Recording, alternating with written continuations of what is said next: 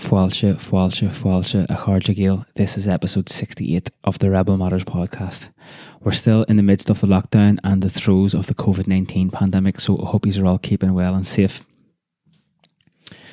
This week's guest on the podcast is Mark Graham from King Kong Company. He's also a music lecturer in WIT and is also the host of the Irish Music Industry podcast, which is a really great podcast that I would recommend you all go and check out if you haven't already been listening to it.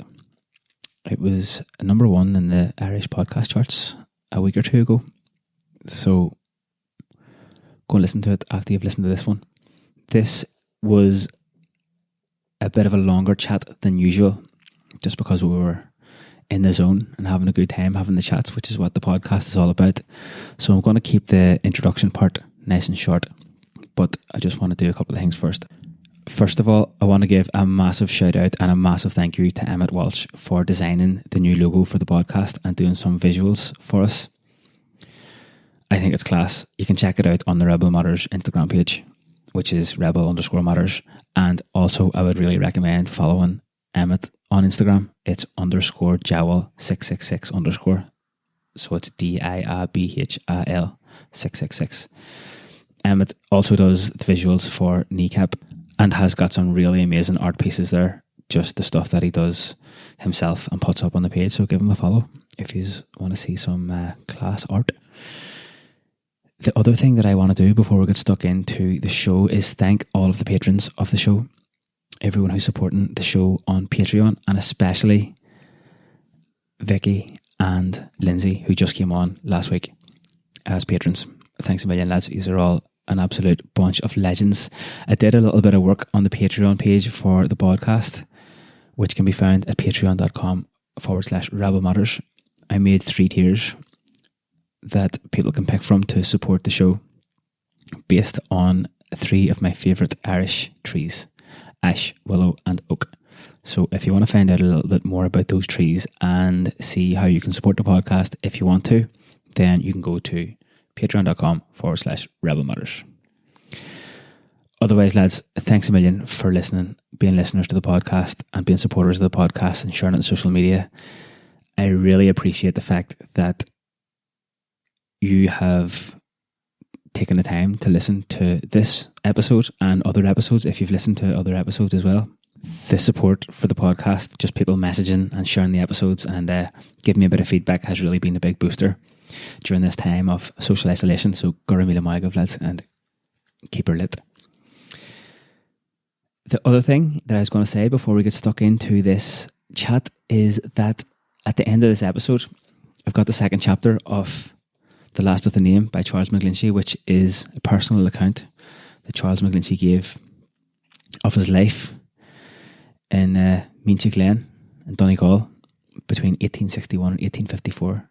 And it is an absolutely fascinating window into a time gone by. So if you want a bit of storytelling, then let the outro music play out at the end of the episode, and then chapter 2 of the book can be found there. Chapter 1 of the book and the introduction, which was written by Brian Friel, can be found on the previous episode to this here. I think that's it, lads. Let's get stuck into this chat with Mark Graham. We started off having a bit of a catch up and just chatting about how we were getting on during the lockdown, and then ended up chatting about a whole host of things, from music to King Kong Company to festivals and what it's going to be like when the restrictions are lifted. Overall, it was a really enjoyable chat, so I hope you enjoy listening to it as much as I enjoyed being a part of it. Buenas soldas.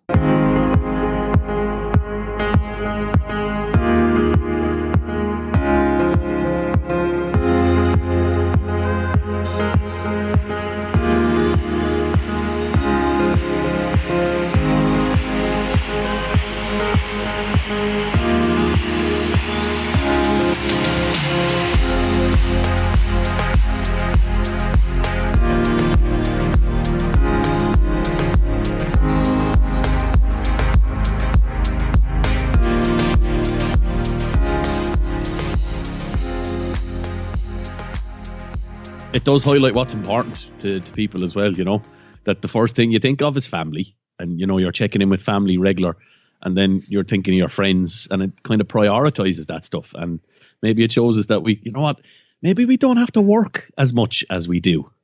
That's like, see, the first week, what was happening with me was I was here. So like the last month it's been kind of mental, like not even say the last like 2 months really now at this stage, like between going over to Palestine for a couple of weeks and working on the project over there, which was really intense. And then it came back to Cork for 3 days and then went to America with Kneecap which was meant to be like 12 days, I think. And it got cut short to 7 days because all the gigs except for one got cancelled. And then I was originally meant to be going back to Palestine straight from America, but then Palestine went on shutdown, so then that was cancelled. So then I was going to go to Peru, and thank fuck I didn't go, because they went on military lockdown. That flight. Straight away. That flight that came. And then I came back here, and the next thing, like it was like the next day I woke up, it was like in the house, and I was like, right, I need to start all of a sudden really fast, started filling up my day to be really busy again, you know what I mean? Like, where I should have just fucking took a bit of time to like kind of embrace the space or whatever. So that's kind of what I've been doing a little bit more now this week and stuff like that there, just not trying to fill every minute of the day. Like, and it's Jesus, you had a busy few weeks there, didn't you? I was following the photographs from the gym in Palestine. It looked fantastic. You got a lot of work done there, didn't you? Man, we got there just on time, and we also, in fairness, like to the rest of there was 6 of us went out there all together. Like we just between ourselves and the people who we were working with in Palestine, like we just came together and we just fucking nailed it. Like it was unreal. We're just in the zone, and that was a really intense experience because we were kind of juggling getting the project done and getting the gym set up, along with going to visit people and trying to get an idea of the bigger picture in Palestine. So you had to, like, we were organizing trips and stuff to meet other people and go to different places and stuff like that there, so that to get as wide of a broad an experience as possible, especially for the rest of the crew who were never there before, and then trying to like just process everything that was going on. So we were staying up late trying to just like talking through the itinerary and this is what happened today, and trying to make sense of stuff, which can be quite difficult out there a lot of the time because a lot of it doesn't make any sense at all. And then it was class being over there. Do you ever see when you just get into the zone with something and you're just like, if it was going to be like that for 6 months, you would just be dead, but it's only for a couple of weeks, so you just push yourself to the very edge and just get through it. Go for it, and then you're like, I'll take a break at the end of all this. That's what we were all like, which was it's a nice place to be in as well when you're in that kind of flow kind of state or whatever. That's amazing thing to do. It would have been very interesting to go there from America as well and compare that to traveling there from Ireland to see is there any differences in that. That would have been interesting. And you see the airport in Tel Aviv, it's one of the most fucked up places I've ever been to in my life, and I've been in through both directions from Tel Aviv now like 3 times, and like the first time that I went over there was March 2018. We were in the airport for like 8 or 9 hours before they let us out of the airport, just questioning, and they're paranoid, and also if they get any sense of people looking in there to do something that's going to benefit the Palestinians, then obviously they don't like that. So it would have been really interesting It would have been really interesting actually to go from America. I actually got a little bit of heat in the airport in Dublin because it was just after coming back, and then just to explain, the pre-clearance thing, where the American customs are there or whatever, and got a few questions about Palestine and stuff, but you kind of get used to being know how to talk to them and stuff, like it's when you're talking to the security personnel from America or Israel as well, like you just don't even mention the word Palestine, you just say Israel. And it's like half the battle for them, I guess. What have you been up to these days? I was working from home for the last 2 weeks because I teach in WIT. I teach on the BA music course. So we switched everything that we were delivering to the students online. Excuse me. So for the last couple of weeks, I've been getting to grips with a couple of online tools to help them do the stuff that we would have been doing in the studio in the college. So we're doing all that stuff online now. So for the last 2 weeks, did some video classes, made some videos, and kind of familiarized myself with the stuff that I was going to ask them to use. Yeah. So I think it's been kind of busier the last 2 weeks with the college stuff. And today we're kind of going into the Easter holidays, but it's not really Easter holidays as they would be because everything has shifted online. We're still going to be checking in with students, and students are going to be checking in with me over the Easter break as well, because we have only a week and a half after the Easter break, and that was that was meant to be the end of the semester, but we've kind of pushed things on, submissions and things on a little bit as well. So trying to do stuff to take as much pressure off the students as possible. When we're thinking about that stuff, I was kind of conscious that you don't know what people where they are when they're at home.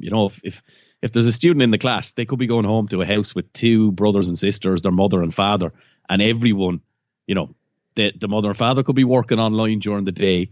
The brother and sister could still be in school, and the teachers are asking them to do stuff online. So it's very difficult to ask students to do stuff online as well and make more demands on them, because you don't know what kind of friction you're going to create at home with access to that stuff. So trying to find ways to get the work done without putting pressure on the students, that's what I've been trying to do for the last 2 weeks. And I think I found a way to do that. I was thinking about this the other day. Like, it's mad the way,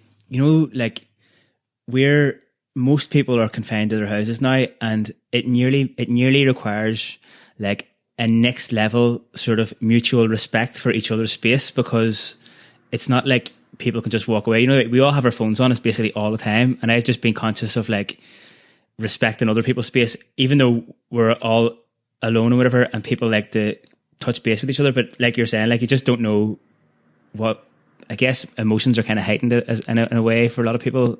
You just don't know what's happening at the house, in a space. It's that as well. But if you were to believe my social media feeds, everyone is baking, gardening, and doing online gigs. That's if you're to believe. But if you think of people who aren't as lucky as people who have laptops or who have good broadband and who don't have a lot of money coming into their house, there might be some awful situations. Let's call a spade a spade. There are some awful situations around the country where people are in situations in their home that are far from ideal. There could be abusive relationships in the home, and when you're stuck in that, and I don't think we're hearing those stories, and I don't think we're likely to hear a lot of those stories in the coming weeks. But I think we have to be aware that it's not all baking and gardening and online gigs, that there's a lot of people under pressure. I think it'll be interesting to listen to, phone calls from the Samaritans and see what their statistics are at the moment, or for Childline, and to see what's happening there, because I imagine that there's a lot of stuff going on behind closed doors that we have absolutely no idea of, That's the thing. Like, you think, like, that those things are going on a regular time, but at least there's probably a bit of freedom when people can get away from the house or whatever. And even like when you think about like the potential for like mental health to take a big hit as well, even if you're not in an abusive household or whatever, like, but the way, like, it's such a challenging time to be in the same place by yourself all the time. You're potentially cut away from all your social circle and everything, like the kind of infrastructure that might be really important for you to keep your mental health in check and stuff like that. And I live next to a direct provision centre down here in Tramore. There's a couple of them around the town here in Tramore. And I was hanging out the washing. I think it was on Saturday. And I heard a fella singing, and I went, geez, that sounds lovely. And it was the call to prayer. He was doing the call to prayer on his mobile phone, videoing himself in the garden. So whoever was logged in with him, he was singing the call to prayer just out in the back garden of the house there. Wow. With himself on Skype. Really interesting to watch, and a whole different angle on things. Yeah, and that kind of just brings me back to the place where that we put the gym in Palestine is at the refugee camp, the Laji Centre at the Ada refugee camp. But they call the prayers every 4 or 5 hours. And I remember just standing on the roof garden there and just listening to the call to prayer and looking around. It's mad to think back to the times before this all kicked off. Like, it just seems like so long ago. Yeah. But what I was thinking? There's one thing is, like, I know it has been so nice where people have been like checking in with each other, and the online stuff has been like, I was in on the Mary Wallopers gig there a couple of weeks ago. And I was watching it myself. Class. That was brilliant. Fucking buzzing during it. I didn't know how much I needed it until I was there taking part in it. And you see people's comments coming up, and you see people logging in and all, having a couple of cans of Beamish or whatever when they were doing it, and it was magic. So yeah, it was brilliant. And they did a great job on it, because I think at this stage I kind of have streamed gig fatigue at the moment, because there are just so many of them. But the lads got in there early, and they didn't just get in there early, they did a brilliant job on it. And I think the personalities that all three of them have, I think, really carried that. It was like a television program. You know, you tune in every week to watch that, you know. And I'm looking forward to Good Friday already. You know, that'll be great crack. I think it'll even be better on Good Friday. Now they have the hang of it. And you know what the one of the funniest things about it was, you know, like they were giving it absolute welly during the songs, and then at the end, you know, when they finished the song, and normally if it was an audience, everybody would be cheering, but there's just silence. Just silence. Yeah. And like, there was a couple of comments there, and it was obvious that, like, I mean, I think it got up near 4,000, about 3,600 at one stage, and there were some people going, "Who are these lads?" And you're going, they obviously just saw a link on Facebook and came in and said, "What's going on here?" And that was brilliant as well. It was like being in a pub, you know, with somebody going in, and go, "What's going on here?" Just coming in for a look, you know, it's brilliant. Yeah. And Charles told me that they got sent videos afterwards of people playing along with them. They said there was an out lad somewhere, and he was playing the tin whistle with them. You know, somebody sent them a video of somebody playing along with them while they were playing. That's brilliant to hear that as well. Yeah, it was. They did some job on it. That's brilliant. I know they're talking about getting in early. I'm sure something that we'll probably be talking about anyway during the course of the episode here. But like when we were in America with Kneecap, and the first gig was on the 6th of March, and that went ahead in New York, and it was sold out, and it was great. But it was just at the sort of tipping point where things were getting really serious with the health situation, or whatever, public health situation. And even that night after the gig, we were in a bar, and you know, in America, like most of the bars have loads of TVs and stuff in them, and the bar was packed. The after party, like we're all squished in out, trying to just have a couple of drinks to chill after the gig, or whatever. And then the TVs all had like flashing red writing news bulletins coming across, like coronavirus, bang, bang, bang. We're right in Manhattan, and then the next couple of days, then all the rest of the gigs, six out of the 7 gigs, then got cancelled, and then they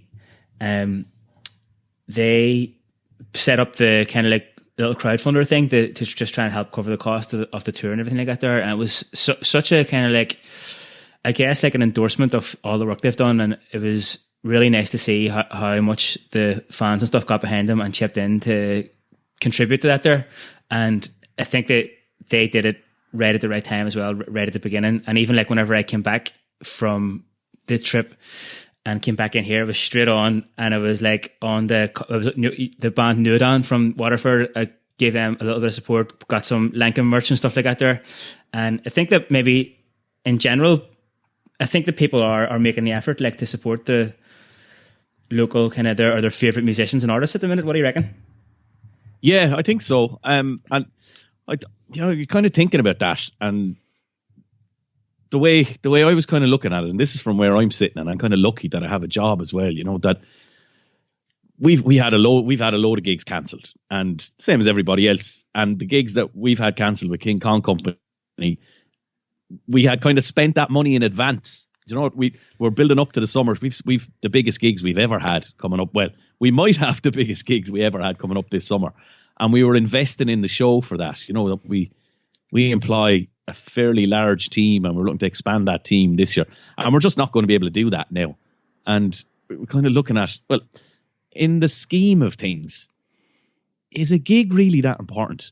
You know, it's important that people make a living, but put it in context. One of the lads in the band is a bus driver, and he's out of work now probably till September, so he has no income coming in at all. And when you look at his situation in relation to the band, that's more important. You know, looking after your friends and family rather than being concerned about, are we going to have enough money to pay for visuals for a gig at Electric Picnic? For us, that's not really that important in the context of all the stuff that's going on. We'll be grand. We'll get to do our gigs again. I know that there's other bands. What I'd be kind of concerned about is that other acts that, you know, there's a lot of people who kind of walk a very fine line between doing the thing that they love creatively and having to pack that in for stability, for something that's more dependable, and, you know, kind of the 9 to 5. And I think that a lot of people are going to get to the other side of this and they're just not going to be able to afford to do the thing that's creative, or they're going to see that it left them in a precarious position and they're not going to follow that creative side of their lives and they're going to go with something that's a bit more sustainable. And I was kind of thinking, what could you do for artists and bands? And I did the same myself. I donated to the Mary Wallopers. I've been on a few of the live streams. There's a mate of mine, Cav, who I've played with bands for years, and Cav is going on every second night and just doing gigs from his shed, and they're great crack, and you throw a few bob in there. But I was kind of thinking that maybe something that would be valuable as well is, as well as, do all of that, buy the merch, support them on Patreon or GoFundMe or whatever they're doing to raise money. But I think what might be as important, if not more important for some artists, is send them a message and tell them why what they do is really important to you. Kind of, even though we're not allowed to touch people and we're not allowed to go out and meet people, I think having contact with people and establishing contact and maintaining contact is going to be really important. That I think if you send somebody a message, especially somebody who might be sitting down in their house now thinking, I'm not going to be able to do gigs anymore, I might have to give this up and go and do something else. If you sent them a message telling them why what they do is really important to you, why it moves you, and why you relate to what they do, that might be the thing that sustains them. That sustaining somebody through something like this isn't just about money, or isn't just about, because some of the people in our band, I'm lucky enough that I can work from home, but, friends and people from the band are signing on and they're getting that emergency payment, and it's great to get that to sustain you.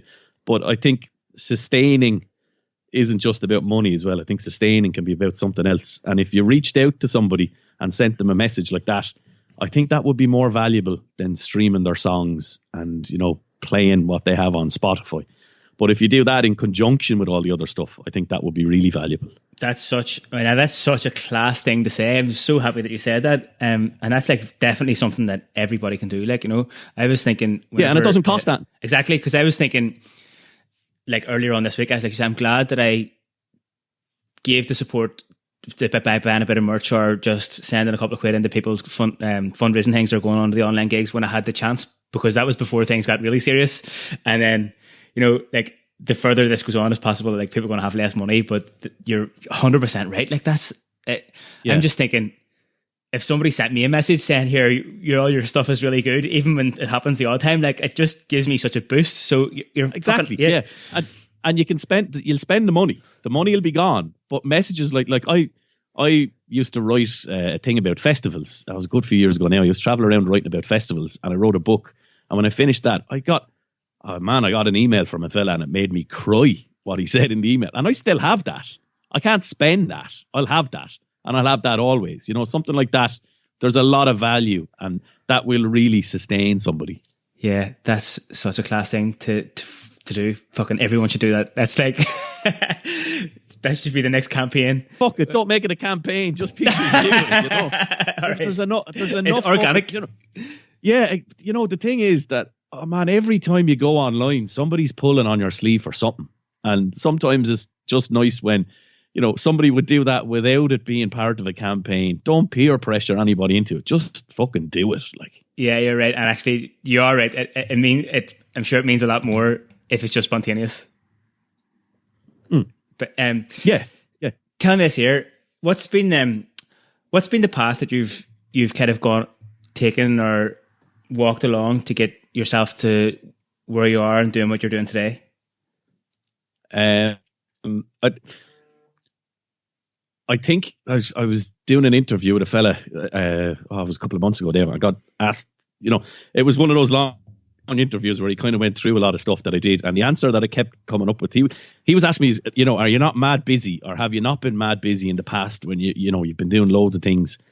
And I think the trick to it is, or the way that I am where I am, and I'm not really anywhere that brilliant or anything, but I'm happy where I am. And I think what I've done is I always do stuff that I like doing, that it's work and all, but it's work that I enjoy doing. Take for example, I'm teaching in WIT now, but I'm teaching music students, and I'm teaching them music technology, and I'm in the recording studio with them, and I'm using synthesizers with them. I enjoy that stuff. That's stuff that I'd be doing anyway. And turning other people onto that stuff and listening to the stuff that they record and the stuff that they produce and what they create through that. Like that's incredibly rewarding. The King Kong Company stuff, sure, we just have a laugh doing that. You know, that's why we started doing that. You know, that's incredibly enjoyable. It's hard bloody work, but it's really enjoyable hard work. And the podcast that I do, the Irish Music Industry Podcast, I'm learning more from that than I've ever learned about the music industry ever in playing gigs and stuff. And sitting down talking to people about that's incredibly enjoyable. Like 5 years ago, I wrote a book and published a book, and that was a year of festivals in Ireland, where I went to 3 festivals every week for a year. That was so enjoyable, it nearly killed me. And I didn't do it. I ended up doing it for 3 years instead of 1 year that I was meant to do it. So all of that stuff that I do, it all ties in with each other, but it's all enjoyable. I enjoy doing it. I have to be conscious of the fact that, and this is kind of something that, you know, somebody said to me through the podcast, is that they burned themselves out after 7 years because all the stuff they were doing, they loved doing it. And it didn't feel like work to them as a result. So they never took a holiday in 7 years. And I'm conscious that I love doing what I'm doing. And I wouldn't mind clocking in a 12-hour day doing the stuff that I'm doing. But I have to know that there's either a long cycle or a swim in the sea or a spin off in the van somewhere as well as that. You know, that I have to put that in there as well. Yeah. But all of it is stuff I enjoy doing. I think that's the trick of it for me anyway, the stuff that I do. I just love doing it. You know, there was weekends, it got silly at one point because it was getting a lot of coverage, and Meteor, the phone company, I got like Vodafone sponsored me at one stage, but Meteor sponsored me another time. And they had this campaign of like, they had a 30-day phone plan or something. So the idea was that I'd go to 30 festivals in 30 days, that I'd up the ante, right? So I said, yeah, I'll do it. And then I was thinking to myself, right, okay, I have to go to 30 festivals in 30 days now, so I can't drink. Like, maybe I'll have a couple of pints halfway through it, but I can't drink while I'm doing this. But sure, the first festival I went to was a trad festival in County Waterford. I got hammered, like absolutely hammered. Got a lock-in, and there was just some festivals I didn't have any business at them if I wasn't drinking pints. You know, I swear to God, like it did actually nearly kill me. I went for reflexology during it to try and calm myself down, and it was intense. But Jesus Christ, it was some laugh. I absolutely had a ball doing that. And one of the like, when I was talking about learning stuff about the music industry from the podcast, one of the things I learned from that year of festivals thing, and that was during the recession. That was in a pretty tough time, and that's kind of the reason I started doing that, was because I applied for a mortgage and I got refused. And then I kind of, some voice in the back of my head kind of copped on and said, you know, the bank said, we'll give you a mortgage, but you have to have a 20% deposit and you have to show us that you'll be capable of paying X amount of money every month. And I kind of went off and said, yeah, okay, yeah, I can do that. And then a voice in the back of my head said, fuck them, I'm not doing that. So I bought a camper van instead. And that was brilliant. But one of the unseen advantages of that was I became familiar with the country in a way that I had never been before. I saw so many nooks and crannies. You know, you think you know a place, but you never really get to know it intimately or deeply. And the more I went around in the van, the more I went to little villages and counties that I've been in before that I thought I knew, but I never did. Like, you know, it's kind of like, I'm from County Waterford, and even cycling around the coast to County Waterford, there's still boreens that I've never been down. You know, there's still, it's kind of, I would kind of call it fractal geography. You know those posters you get with the fractal images on them, and the closer you look at them, there's more in them. Yeah, you ever seen those? Yeah.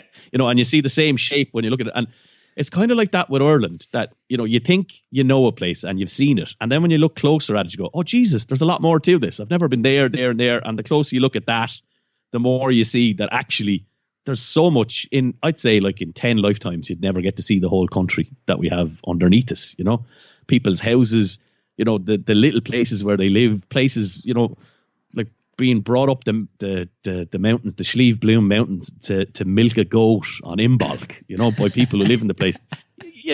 Like, there's so much of that shit going on every single day of the week that you never get to see in a lifetime. Yeah, it's for such a small country. Like, even the variation in the accents that we have in this country are huge. Oh, it's crazy. Like, you know, compared to this, like a drive like 20 or 30 minutes down the road and people are talking completely differently.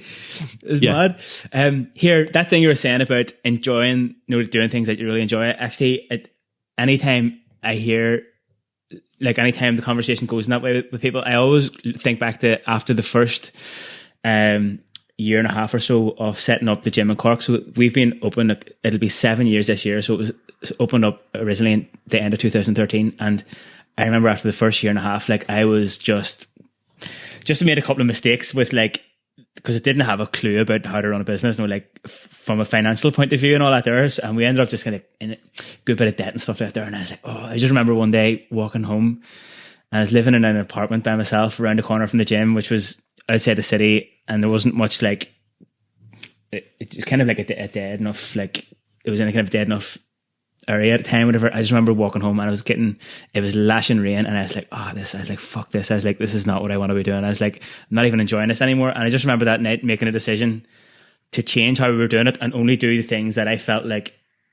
I would enjoy doing and that I could really get behind, or that I would enjoy doing if I was one of the members or whatever. That's kind of just kind of went from there. And it's a completely different thing, isn't it? Like when you're doing it that way compared to doing it from a duty point of view. Yeah, it sounds like a simple thing, but it's not, because, people can tell you stuff.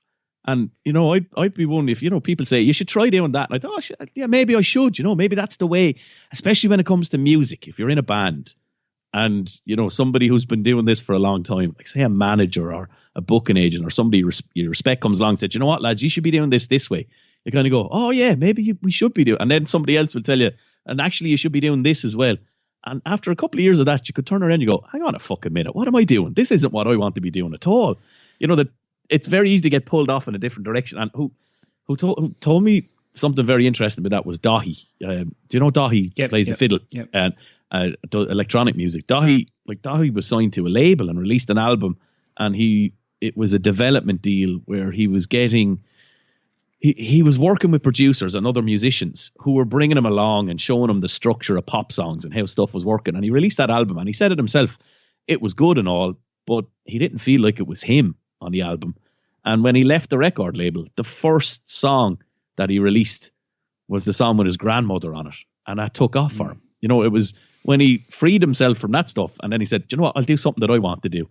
And the thing that he wanted to do didn't conform to what they advised him at all. Like, it was 5 minutes long. It had a sample of his granny in it, and it didn't have a chorus, but it was fucking brilliant. And not only was it brilliant, he loved it. He like so proud of that. Yeah, that's right. There's something in that. Yeah, I know. It's such a class tune. Like, and so that thing you're talking about in the music industry. Like, I mean, recently enough, I've been trying to get like some sort of like a diagram inside my head about the whole sort of structure of the music industry. And so the way that I've kind of like built this picture in my head is that a lot of the time that there's the mainstream, which seems to be quite often built to like kind of like what you were saying there. It's kind of built to a formula where this is the structure and this is the length of it and this is how it kind of has to sound in a way. And then that can go into the mainstream. And then there's another band that is below that, which is kind of the same as the mainstream stuff, but it's just not getting played on the radio for one reason or another. And then there's another band outside of that, which is like the underground stuff that doesn't conform to the formula. And then that either becomes like kind of a shooting star, like a kind of really unique thing that gets into the mainstream, or it doesn't because it's underground. And then that's just where the following is going to follow the underground thing as well, that they can have their own following and it's not on the radio. Because like, how does that sound as the way that you would see that it's kind of set up at the minute? Yeah, I think so.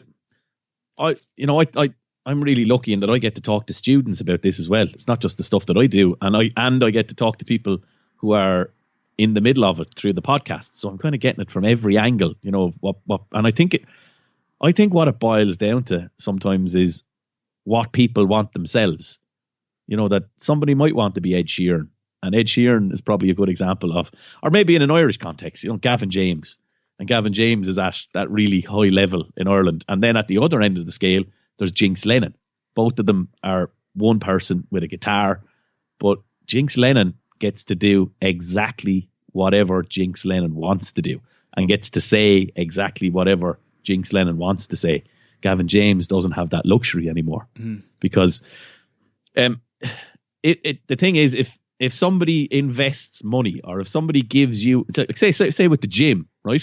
So if somebody went down to you in the gym and said, here's 20 grand for the gym, they then have a stake in the gym, and they can tell you, do you know what? I'd prefer to see this done. And you kind of have to do that a little bit because they just gave you 20 grand. Whereas if nobody gives you money to do anything in the gym, you can do whatever you want to do in the gym and run it whatever way you want, because you're not beholden to anybody. And the more people you're beholden to, the more your decisions are influenced. So, sorry, I'm back to your idea of that 3-tier system. I think it's probably 2-tier, and that third one, there's one in the middle there where people are kind of nearly one way or nearly the other way. And I don't know about you, but the people that I kind of gravitate towards the most are the people who are underground and near that underground level. And when I mentioned Jinx Lennon, I think he's a fucking hero. He's, one of the only people actually telling the truth in the country, and he's amazing. He's an amazing character. What he does with the music and his lyrics are absolutely amazing as well. I wouldn't be that gone on Gavin James. He's a lovely fella, but I wouldn't be going to. I don't buy tickets to go to his gigs. I do buy tickets to go and see Jinx Lennon. Yeah, that thing you were saying there about being kind of beholden to someone who is kind of becomes a stakeholder if they have invested in it or whatever. It's funny because I was just. I recorded another chat this morning with my mate Eo Corcoran, and we were talking about that. We were talking about it in the context of, I guess the how the nationalist community and specifically the Irish language speaking community in West Belfast has developed over the last 30 or 40 years, where they kind of all acted in accordance to this sort of it was like a motto or whatever. It was na haber Johnny, don't say it, just do it.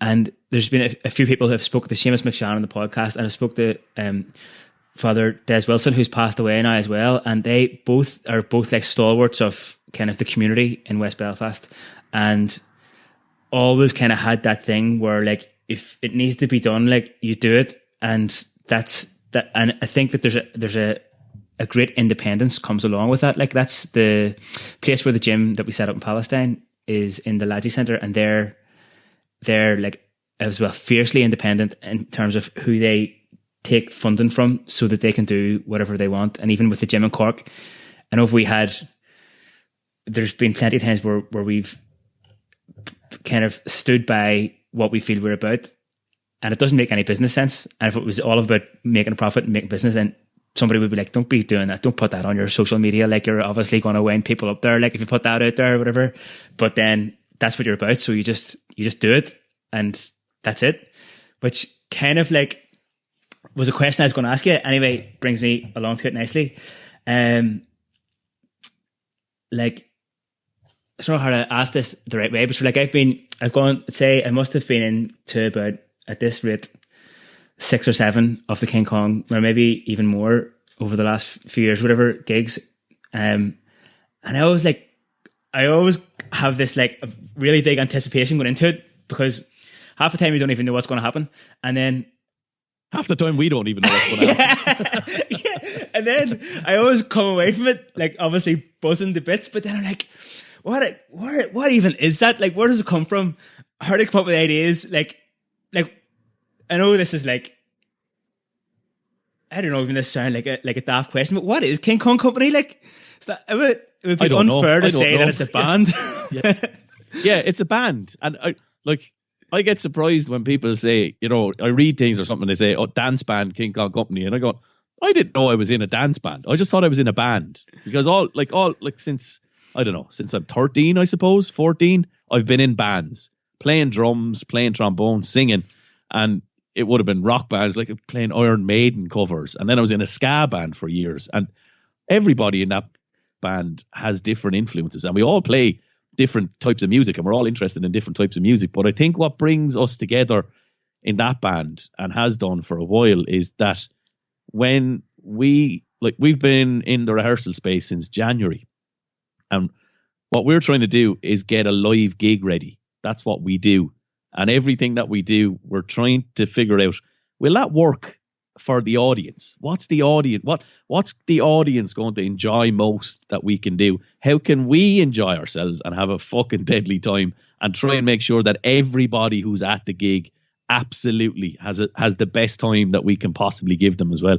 And everything that we do is aimed towards that, and probably to our detriment sometimes. Like, we work on material, and we have done for the last few years, and some songs that we really like, there could be some really good songs, and then it comes to this time of year and we look at it and we kind of go, not fast enough, doesn't have enough kick, not funny enough, that won't work, and that'll bring the festival set down. So what we do then is we park that and we move on, and we're always trying to focus on what will work best in that context, and always trying to do that. And we kind of know, I suppose, because we go to festivals and we're part of that audience, we're kind of making that for as if it was ourselves that were watching it in a way.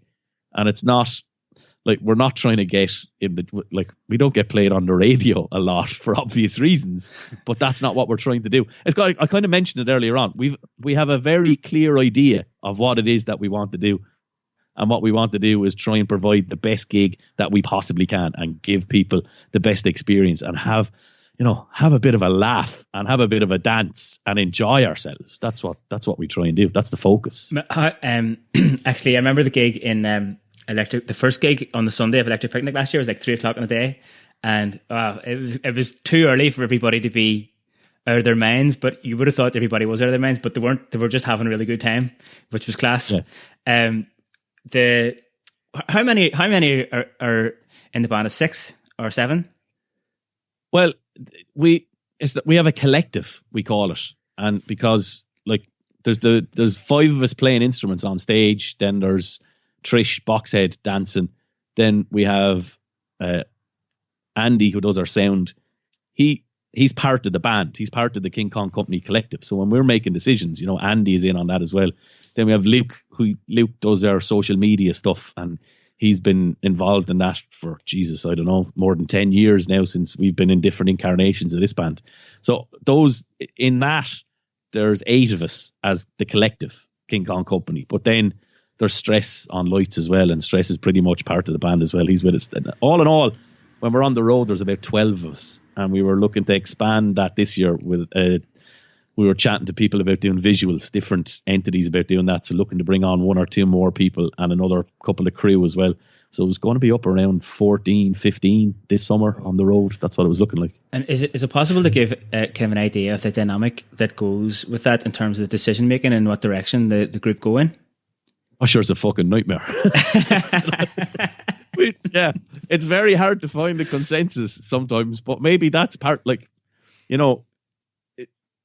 if you changed that dynamic, it wouldn't be what it is, because it's all over the place. Like, that it's not exactly musically wonderful. It's not that pleasing to the ears. We're never going to get a gig in the National Concert Hall, and that's not what it's about either. It's about something else, the visual part of it, the energy part of it, the sound and the beats. And if you change that dynamic, and even though there can be friction at times, it wouldn't be what it is. That's part of what it is. It's like a family, that if you were getting a family, if you said to your whole family tomorrow, what we have for dinner, everybody's going to have a different idea of what they'd like to have for dinner, and you have to try and come to some consensus. And there's probably going to be somebody at the table who's going to go, I didn't fucking want to eat this, for fuck's sake, do I have to eat this now? And you're going, yeah, you'll eat it. And afterwards they'll probably say, fair play, that was a really nice dinner. So it's that. Yeah. Do you have a big WhatsApp group that just fucking messages flying all day long in them? Stop the stupidity of that WhatsApp group now. Since we've been in isolation, it's just ridiculous videos for the last 2 weeks. Nothing to do with the band at all. Just ridiculous videos of very funny things, like, and some of them from online. But even just a couple of days ago, I posted a video. I can't remember even where we were playing. I think it was in County Clare somewhere. And it's a video of Boxhead in the fridge. That when Boxhead took everything out of the fridge and just got into the fridge for the crack. And the video was we said, someone go up to the fridge and get me a can, will you? And they opened the fridge and Trish jumped out of the fridge at them. Yeah, that's kind of what our WhatsApp group is about. The choreography and the theatrical side of things is like a really important part of the gigs as well. Yeah. So where does that come from? Well, the choreography is all Trish Boxhead. Trish is a trained dancer. That's what she's done, and she teaches dance as well. But but is part of the collective, and we know her from outside of that. And then the theatrical stuff, the props and all that stuff, we all pitch into that. I think for the first time this year, we were talking about, because we have a very big gig coming up towards the end of the summer, if it's still going to happen. And we were looking at going to somebody else for visuals, whereas Ailey did them last year, the guitar player, and before that, Lofty was doing them. So, that we usually make those decisions ourselves. So as well as playing music, we're kind of going, what we wear, what we put on our heads, and then we're talking to Trish. Trish will have ideas, and then we'll have ideas like, there was one gig we had in Dublin, and fuck it, like it was so close. We got a Zorb, and Trish Boxhead was going to get into Zorb and go out over the crowd, and it got like, I had the Zorb inflated in the venue, right? We'd rented this fucking thing, right? And we had it. And this was an idea that is my fault. I came up with it. And Trish was kind of going, Mark, I don't know, man. Fuck it. That, like, I could hurt myself or hurt somebody else. And I said, no, it'd be fucking brilliant. Get in the Zorb and we'll throw you out into the crowd, right? And in fairness to poor Trish, we do, like, man, she puts herself in some awful position sometimes. But it came to the gig time then, and was kind of, the Zorb was there and the venue was sold out. We said, right, are you up for it? And she went, I don't know. And then the manager of the venue came in and said, look, I'm not sure about health and safety. I'm going to leave it up to you guys, and it's your responsibility. And if anything happens, if there's a claim, you're going to have to field it. And kind of that deflated the Zorb. We never got to do the Zorb. So, and there's loads of those things, like putting Trish on stilts for Electric Picnic last year was good crack as well. But she's fairly game for stuff like that, but my God, she puts herself at risk. I don't even know what to call it. It was like a sacrificial ceremony at the start of the gig. The daytime gig in EP with the big crosses and all. I came in just because I actually one of my friends, Lewis, was doing a set in the spoken word tent. And he asked me would I come and do 10 minutes of it with him. So I did that and then legged it across to your gig straight away afterwards. It was around 3:00 and came in, and just like the music and the lights and all, it was very theatrical and fucking really unexpected actually when I walked into it. It's class. Tell me this here. I was going to ask you next was, well, I'll tell you about that, right? Just before you finish up on that, like those gigs at Electric Picnic, and it's kind of, it put in my mind, that fractious nature of what we have sometimes. 3 years ago now, actually 3 years ago, we had a Sunday gig at Electric Picnic starting at 3:30, and Waterford were in the All-Ireland hurling final. And I'd been at every Waterford championship game that year. So when Waterford won the semi-final and they were playing Galway in Croke Park on that Sunday, the same time we had the gig, 2 weeks before the gig, I got in touch with the lads and said, lads, I'm not going to be able to do the gig at Electric Picnic because Waterford are in the All-Ireland. And didn't go down well at all. Didn't go down well. So there was calls made to the bookers. And we have a manager and a booking agent as well added to those numbers that I mentioned earlier on. And, they were trying to shift the gig, but there was no shift in the gig. And I was kind of adamant because the lads don't go to matches. And I was trying to explain to him, look, this isn't just a hurling match. It's not like watching a Premiership game in the pub. Like, I bring me mother to these matches, and I have done for a lot of years now. And it's deeper than just a match. This is about family and this is about connection. This isn't just a sport. They would say, it's just a hurling match. Can you not miss it? I kind of go, no. Waterford haven't been in. Do you not understand how long it's been since Waterford have had a chance? And I was there in 2008 when we got bet out the gate by Kilkenny with me mother as well, and this looked like a shot at redemption. But in the heel of the hunt anyway, I wasn't able to go to the All-Ireland hurling final. That I had to play the gig, and I wasn't happy about that at all. But before I went on stage, Lofty, who was in the band, and Lofty was doing visuals and camera work at the time, Lofty came up to me and said, I have something for you. And Lofty handed me a Waterford jersey that the whole Waterford team had signed before I went on. And I go, for fuck's sake. Sure, I was an emotional wreck then. And then, as soon as the gig finished, it finished at half time, and we got a generator, and I had 2 televisions in my van waiting to go on at a bicycle at the back of the stage. So the lads broke down the gear for me, and I just legged it on the bike and caught the second half. And my partner Ellie was down there, and sure, I got hammered. We got bet out the gate again, and I was an emotional wreck. I think about 6 o'clock I was bawling, and I went back to bed for a while at Electric Picnic. I got up a few hours later though, and I was in good form again. But yeah, not an easy afternoon, that one. Just actually on the subject of that Electric Picnic last year, the Sunday, the nighttime gig in the Body and Soul stage last year was like, as far as festivals go and festival experiences, like that was on another level. Like so many people trying to get into it, and like the vibe that was there, and the whole gig was class. Whatever, it's just what you were doing on stage, and the sort of like energy that was in the air and everything like that there. And the Body and Soul area is not going to be there now this year even. Yeah, we knew that in advance. We weren't allowed to say it, that those talks, we weren't going to play Electric Picnic at all last year. That we had said, look, we've played it, I think it's 6 years in a row at that stage, or 5 years or 6 years in a row. And in the run up to it, we were kind of saying, maybe we should give it a break. We'll play other festivals. Like, we were playing all together now. And we said, look, maybe we'll do that one and we won't do Electric Picnic. And I think it was around February or March, we got a phone call. And the relationship we have with Body and Soul is kind of a special one. That stage, the Body and Soul stage at Electric Picnic, is kind of, it was where we got we played other festivals, but we played really small stages and it hadn't gone that well.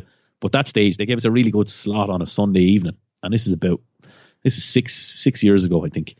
And it was brilliant. The gig was fantastic. Loads of people turned up. And it was as a result of that gig, that Body and Soul stage at Electric Picnic, that we started to get bigger and better gigs. That's the thing that kind of built momentum for us. And the Body and Soul crew have always looked after us really well. Like, the first main stage gig that we got was the main stage of Body and Soul. They gave us the main stage gig. This year, hopefully, like, just touching wood, it goes ahead, we're headlining the main stage of Body and Soul on the Friday night. We're meant to this summer. And that's massive for us. And they always looked after. So they rang us, and what was said was, look, this might be the last time that Body and Soul is ever at Electric Picnic. And we had decided we weren't going to do Electric Picnic, but when they said that, we said, yeah, fuck it. Like, how could we not? If that ends up being the case, how could we not do it? And because we were going to be there anyway, we did the daytime gig. And that, the Electric Arena is a bigger stage, but there was something, you're right. There's something about that Body and Soul gig. And I think it's what Body and Soul bring to that. It's not, it's kind of the way they do what they do, that it feels like you're part of a community. It doesn't feel like they're just about, obviously they are about money. They have to make money, but it doesn't feel like that's the driving motivation behind it. And that gig and the Sunday night, knowing that it might be the last gig, because they hadn't decided, they were still in talks with Electric Picnic at that stage, but the feeling was that it was probably going to be the last Body and Soul gig at Electric Picnic. And being asked to do that gig late on the Sunday night, it was that was kind of an honor and very special in and of itself. And then, Jesus Christ, the way the gig went off, it was just off the fucking charts, man. It was bananas, and we all left the stage kind of going, what the fuck was that? It was absolutely amazing. And what's brilliant is that at the front of that stage, like, I was fist pumping people.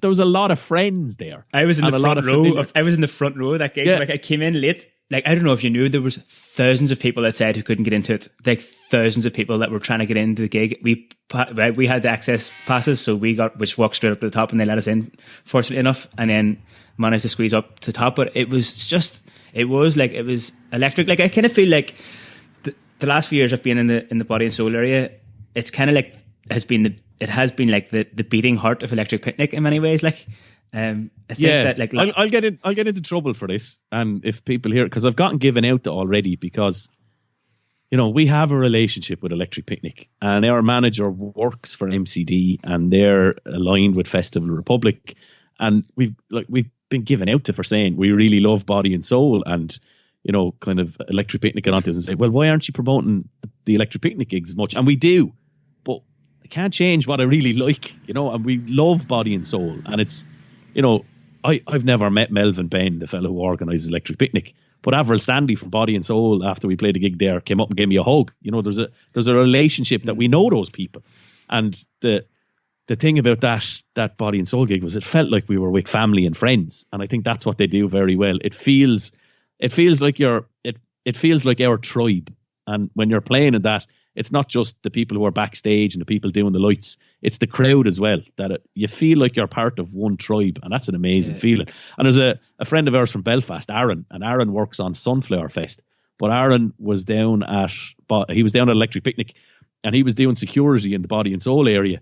And I met him afterwards, and he was saying, "You fucking cunts." He said, "He said it was like Lord of the Rings up there." Yep. He said they were coming in over the fence, under the caravans. He said, and we were trying to keep him out. He said it was like the Ark scene in Lord of the Rings when they came down. That is what it was like. Going on. Yeah, and I was saying to him, "Deadly," and he said, "No, it wasn't deadly. That was not fun." And it was we had a good laugh about it. And actually, now just seeing as you mentioned it, but like Dahi closed that stage the year previous, I reckon. Yeah. That was another task. Yeah. I remember just looking around and just like seeing like loads of people that you knew, and even the structure of it. My like the hairs in my arms, my legs are standing up now. I don't know if it's because of the body and soul section or just because I hope the festivals go ahead this year. Well, here's the thing with Dahi as well, is that Dahi has kind of worked his way up with Body and Soul as well. You know, that Body and Soul would have given Dahi a gig probably on one of the smaller stages, because I remember talking to the booker, Jenny Rain, and she loves working with Dahi because they've been working with Dahi for 6 or 7 years as well, the same as us, giving us smaller gigs and smaller stages, and not just watching us make that move onto bigger stages, but it's because of them. They bring us along, that they're part of that. They're the people who have helped us make that the move onto those bigger stage. Yeah. Here, a question I was going to ask you was, tell me what the crack is with the commotion lotion. Where did that come from? This is a good story actually. Yeah, I love Buckfast, and I find that Buckfast, for me, I find it hard to go on stage without Buckfast, and it's the caffeine part of it and the alcohol part of it. It's kind of like a crutch for me, and I've always gone on stage with it, and it's something.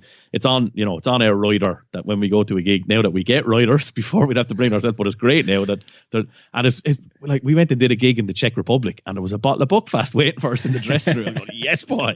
So Buckfast has been part of our story, and I was raised, my grandfather had a saying, the silent priest never got his parish. And I'm not afraid of asking for things, because the worst people can say is no, or not respond to you at all. So this must be 3 years ago, I think. I sent an email to the representatives of the Buckfast company in UK. And I told them who we were, and I told them the profile of the gigs that we were doing. And I said, would there be any way that we could set up some kind of a relationship between Buckfast and King Kong Company? And your man said, "Oh, I'm not sure about that." And they did it in the UK. There was a band, I can't remember the name of the band, but they're kind of an electro band as well, a Scottish electro band. And Buckfast did sponsor them. That there was some relationship there. And I mentioned that to him. I said, "Look, you've done this before with a band in the UK." And he said, "Yeah, there was something there." He said, "Look, what's going to have to happen is," he said, "if you write me a more detailed email about what you have in mind, we'll bring it to the monks and we'll discuss it with them." And I went, fair enough. So I wrote this email, and in my head, I was just stoked that there was a load of monks sitting around the table in Buckfast. And Buckfast it's not owned by the monks anymore. It's owned by a company called Chandler's. They're responsible for it. But the monks still have some input into it, that they still take money from it, and it's still associated with them. But Chandler's they're the distillery that make it. It's not made in the Abbey anymore, but the monks still have a say in what it's associated with. So at some point at a meeting with a load of monks around the table, they were talking about King Kong Company. And if our band never did anything else in its life, I'm just pretty happy about that. So anyway, our man came back to me after they had this meeting, and they decided no was the answer to that, right? So they said no, but he sent me this, like, a pack with pens and USB keys. He sent me a load of Buckfast merch. And he said, "Thanks for your email, thanks for the interest, but we're not going to be able to do that at this time." So that's fair enough. And then there's a brewery down in Wexford, Yellow Belly Beer, and there's one of the lads in particular that we're very friendly with from down there. And I got the idea that, well, Jesus, if they're not going to do something with us, maybe we could do something ourselves. So I went down to the Yellow Belly Beer lads and I said, "Look, I have this idea. Could we make a beer with Buckfast in it? That would be particularly suitable for festivals." And they said, "Yeah, absolutely. That's a brilliant idea. Let's do it." So we did it, and we agreed, like, we made more money from that Buckfast beer than we did from our first album. And that's a fact. Like, we lost money on the album. We made money on the beer. And it got written about in the Irish Times. It got coverage. around Europe as well, like loads of people wrote about this Buckfast beer being made by a microbrewery in the southeast of Ireland. And I got an email from the fella from Buckfast, and he copied and pasted a bit of an article about the Buckfast beer and King Kong Company, and it was only one sentence in the email. He said, "Are you fucking serious?"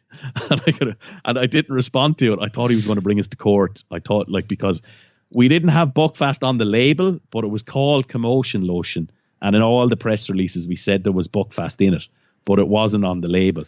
And I think they were probably thinking about bringing this to court. I don't know. But that one sentence email was the last I heard from that fella. And that was the story of it. Yeah. And it sold out really, really quickly. Was it nice? I don't think. Look, Buckfast isn't nice. There's not a nice taste of it. But the Buckfast beer was funny.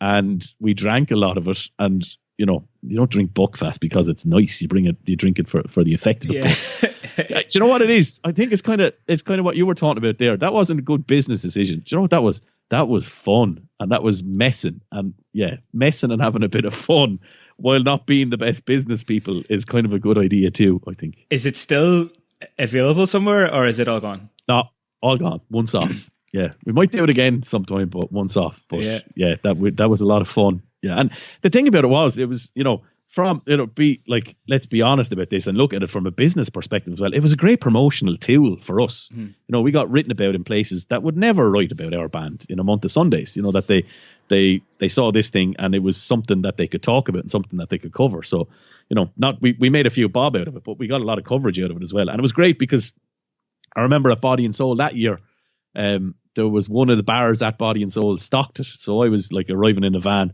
carry down 4 slabs of the Commotion Lotion down to the bar, went down the next day and they said, yep, sold out, all gone. Unreal. Nice one. Yeah. Like, you see, it seems like, which is kind of like I don't know, is it like a kind of a bit of ironic or a paradox or something, but even just like from just being with around with the Kneecap lads the last couple of years and all the publicity that they're after getting, they've never done anything on purpose for publicity. They're just doing what comes out. It just comes out, and then just so happens that it ends up on the front page of the newspaper, or like in kind of like ends up on RTE radio on the 6-1 news or something like that. There, you know. But it's never been about sitting down and thinking, how are we going to get into the newspaper, or how are we going to get people to talk about us? It's just like they're just doing. It's just like a natural reflection of what's inside themselves. You know what I mean? What they feel is what they want to do, and then.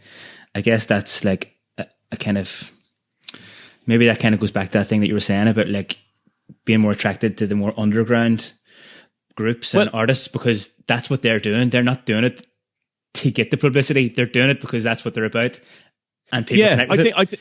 I really think there's something in that because, and I'm not drawing a parallel. No, I won't. Will I draw? No, I won't draw a parallel. I'll just talk about Kneecap, because the first time I saw Kneecap was, I think it's 3 years ago now, in the Bulmers tent at Body and Soul. That was the first time I saw him.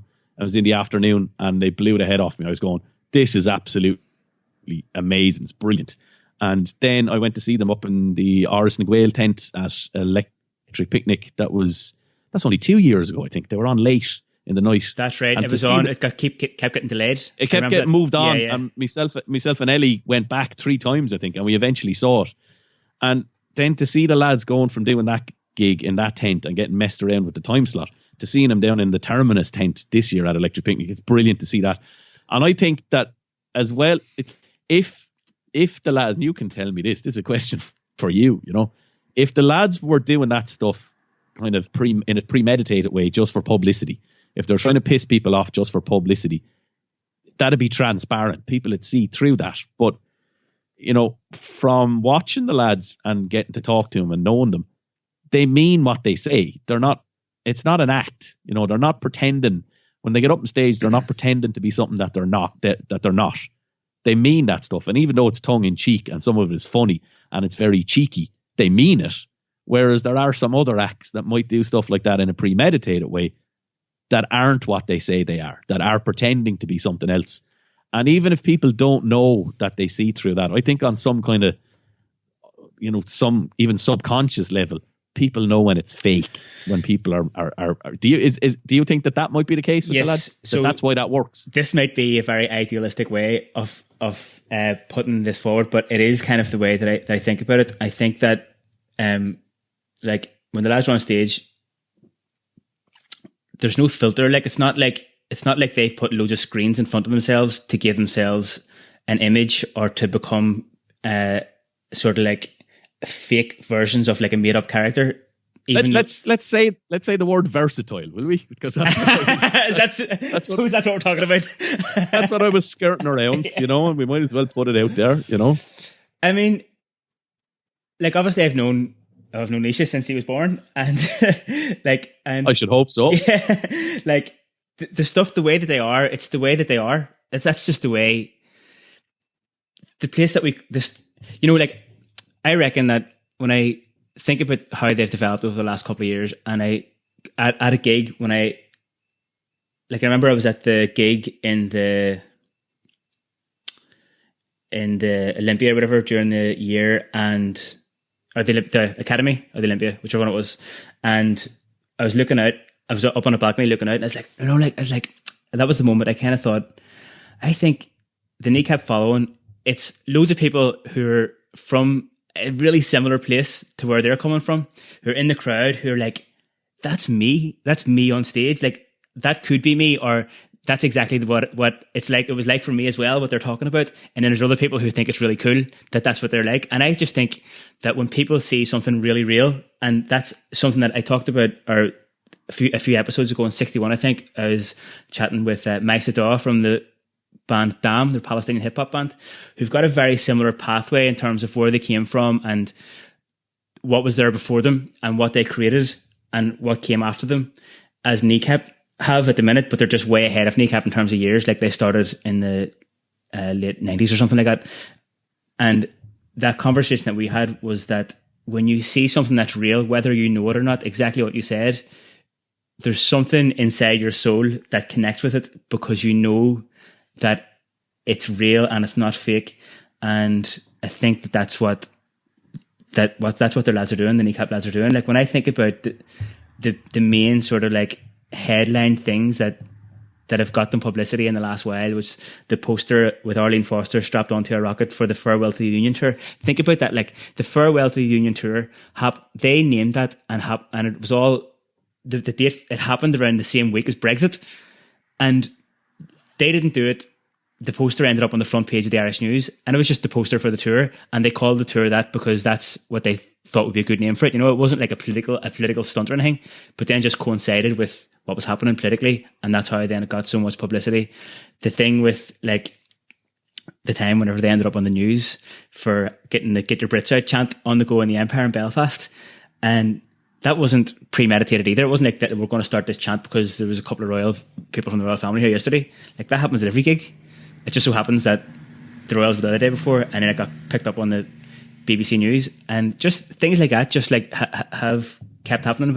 And I think that's why it resonates with people, is because people know it's real. If that kind of like answers the question in a little bit.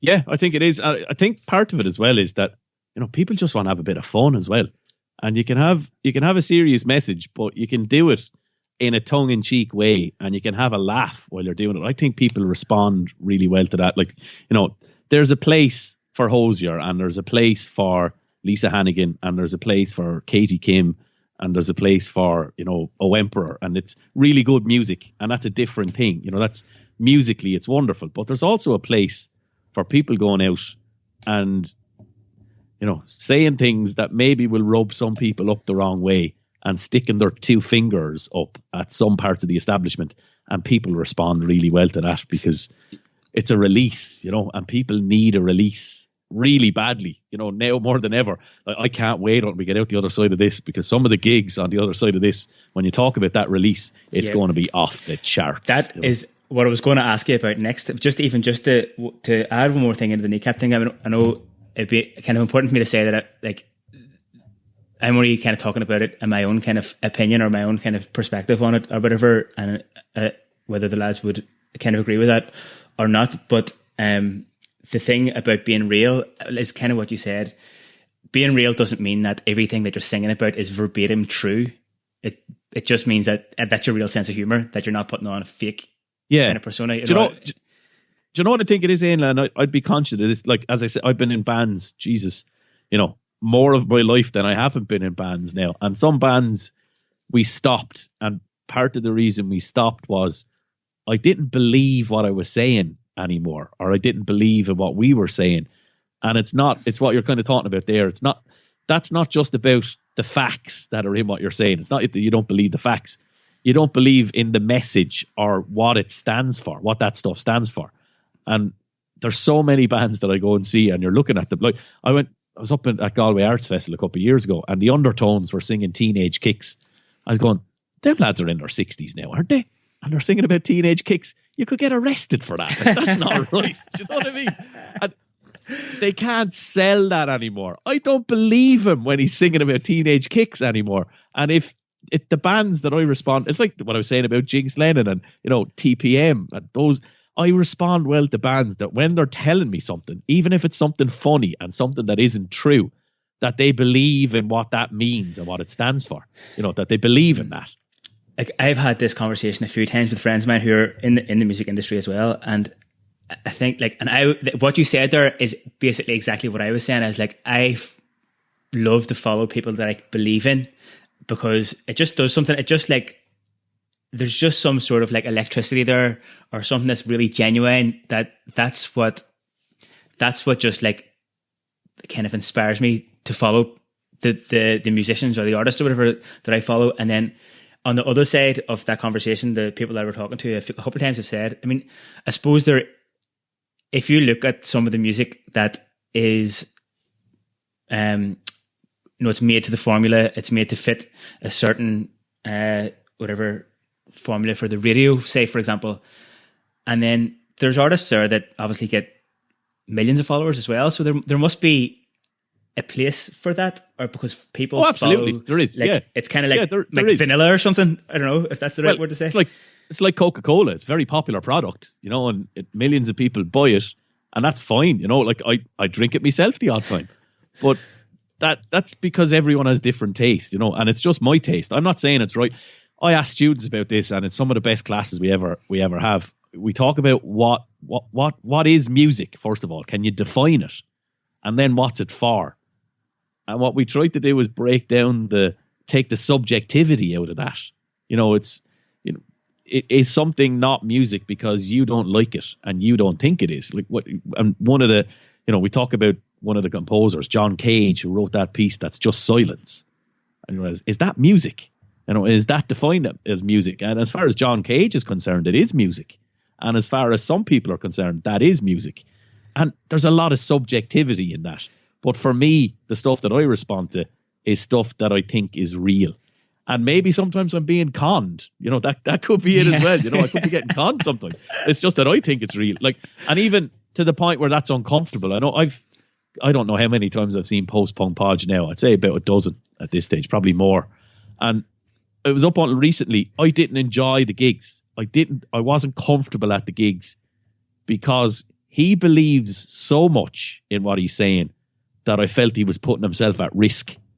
That every time I was watching him on stage, I was kind of going, oh man, I don't know if I'm comfortable with this, because there was so much honesty and he was opening himself up so much. I was kind of going, I find that really uncomfortable. And I'd be nearly itchy watching him, kind of going, oh man, I don't know about that. And then I saw him, the last gig I saw was down in Cork a few months ago. He was down in the Kino. And there was a bit more confidence about it. It was the same thing. He was singing the same stuff. But I don't know what, there was a little bit of a shift there or something going, oh, thank God. I just felt a bit more comfortable, but so honest. Maybe kind of who would think of as well as Sinead O'Connor. Too honest, where it's too real, that you give up so much of yourself that you leave yourself vulnerable for people who aren't careful with that to knock you down and to damage you when you do that. And that, so there can be a fine line there, I suppose, and maybe that's down to individuals. But yeah, it's definitely subjective. And in a way, it's all subjective. That vulnerability, I suppose, is a part of an artistic expression as well, where some people choose to be completely vulnerable, like what you're talking about there, when they're honest, when they're just completely no filter or whatever. I actually, whenever I was doing the podcast with Maisa, we did it in Palestine, in Ramallah, and we were talking about basically about the same thing here that we were chatting about being real and stuff. And she said something which I guess, I mean, we were talking about, we're like, yeah, being real, and that's the way to go, and blah, blah, blah. And then she also said, sometimes it can be very hard to be real. It can be very hard when you're performing and you're on stage, because it can be a challenge, I guess, I don't know, to make a performance always be 100% real. I don't think you have any business doing it if it's not. Yeah. But that's just my opinion. That's just me, you know. And that's just what I think. I think if you're not, do you know the sport metaphor that you're probably familiar with? You know, they left everything on the pitch. Yeah. I want to leave everything on the stage. If I'm going out doing a gig, I'm not holding that back. And if I do hold something back, then I don't think I'm doing it right. Yeah, and I think that's what she was saying. I think like being real, you have to put the effort in to be real as well. Like you have to consciously do it as well, like, and fucking make it happen. Like, and then she's basically saying the same thing that you just said, like, I guess just in a different way. That thing that you were saying about like asking the students about what music is, a lyric came into my head there, one of Lisa O'Neill's songs. She goes, I can't remember the name of the song now, but she says, they're playing what they call music in my ear. They're playing something that I don't want to hear. And when I listen to that song, that's kind of what I'm thinking about, is that like, listening to that kind of like... It's an interesting thing to think about, because when we're talking about it, I send the students off, you know, like an exercise, go off and bring me back some definitions of what music is. And one of the ones that turns up every so often is like, I think it's in the Collins dictionary, that it's beautiful and harmonious. You know, and I'm kind of going, 9 Inch Nails don't really, you know, doesn't really, you know, or some other bands. You could like a techno gig is neither beautiful nor harmonious. Nor harmonious, but still music, you know. So it's interesting to see definitions of it in places where you think the definitions would be right, that you'd actually challenge as well, you know. And it's good that it's great that people are thinking about that. But at the same time, I'm always partial to, I remember I used to play in a ska band for years, and I loved that music, Jamaican ska, and then that second wave of ska in the UK. I remember Madness had a t-shirt years and years ago, and you still see it popping up every now and again. Fuck art, let's dance. You know, at the same time, for me, and this is a subjective thing, I want to enjoy it as well. You know, I want there to be some kind of enjoyment or some kind of pleasure in it. And often that can be having a laugh, being a bit, you know, disrespectful to the norms of society, and sticking your finger up or sticking 2 fingers up at that while enjoying yourself and while dancing. You know, that's what fires me anyway. Yeah. You know, like through the stuff that you're doing, through the teaching and through King Kong, and especially something that I've kind of felt, I guess, just from tuning into your podcast, is that the podcast and the guests and stuff that you have and the tone of the conversations, I think, do you feel like it's become a really good, I guess, like barometer of the zeitgeist of the Irish music scene at the minute? And when you think about like what's happening now, it's like it's a critical time for Irish music. And like what's been the big takeaways, I think, like from the podcast episodes that you've done and the feeling that you have about the Irish music industry now in the last couple of years, and also like what's going to happen after this fucking thing kind of blows over? Yeah, I hear that a lot, you know, that the Irish music industry has never been as good and it's never been as important. I don't know if I buy that, you know, because it's because we're in it now and we're invested in it now. We're always going to say that, you know, that you know, that one of the things I find, and I think this is something that I'd like to change if I could. There are some artists that look towards themselves more rather than the wider community. And, you know, when there's talk about not enough Irish music gets played on our national broadcaster, for example, is that people saying they'd like to hear other Irish bands being played, or is it them saying I'd like to hear myself being played? And we kind of have to differentiate between that. And I think there's massive power. And chatting about this recently, you know, if you look at Irish bands, and even just take a handful of Irish bands and look at how many followers they have on their social media channels and the power that they have when they say something into a microphone, if you were able to get Irish artists to harness that power, there's a guy who tried it before, and I'm going to interview him. He's on, like, I have a list. You probably have one as well. I have a list of people who I want to interview, you know, and hopefully I'll get to all of them eventually. And there is a guy on it who tried to start something like that. But I think part of the reason that it didn't work, it's that thing I'm talking about, that some artists are more inward looking than they are outward looking. You know, kind of, well, how is that going to benefit me? Whereas for something like that to work, you kind of have to change the mindset a little bit and say, well, how is that going to benefit the whole? You know, how is that going to benefit artists in 10 years' time? Or how is that going to benefit artists in 5 years' time? Not necessarily how is it going to benefit me, but how is it going to change things down the road? And that's not an easy thing for everyone to sign up to, you know? Like, especially, and you can understand it, especially with artists who are struggling to keep their head above water and struggling to do the thing that they want to do. Obviously, they're going to try and shape things that will help keep them just going, you know. You know, that actually, so this opens up a whole other. We could end up talking for about 4 or 5 hours here if you go down this route. But I just it was something that came up in a previous chat that I had on the podcast as well. I mean, it came up a couple of times, but it came up in the chat that I recorded earlier today with my mate E, who's a chef.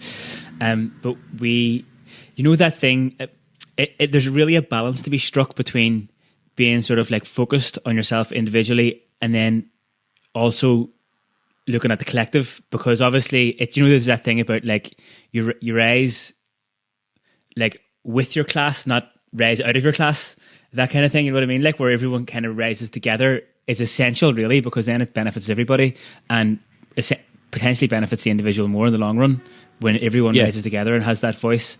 And then, there's something, which is the thing I was thinking about, would take a whole other podcast episode, but that there is an element out there of like, look after your own garden. And I think it's a very right wing kind of train of thought where, where it kind of encourages people just to look after themselves, look after their own front garden and forget about everybody else. And it's really like you can kind of trace that back to kind of Maggie Thatcher's policies in England and the way that she kind of privatized everything and broke down the unions and all that there and made it that people were more focused about themselves and forget about everyone else.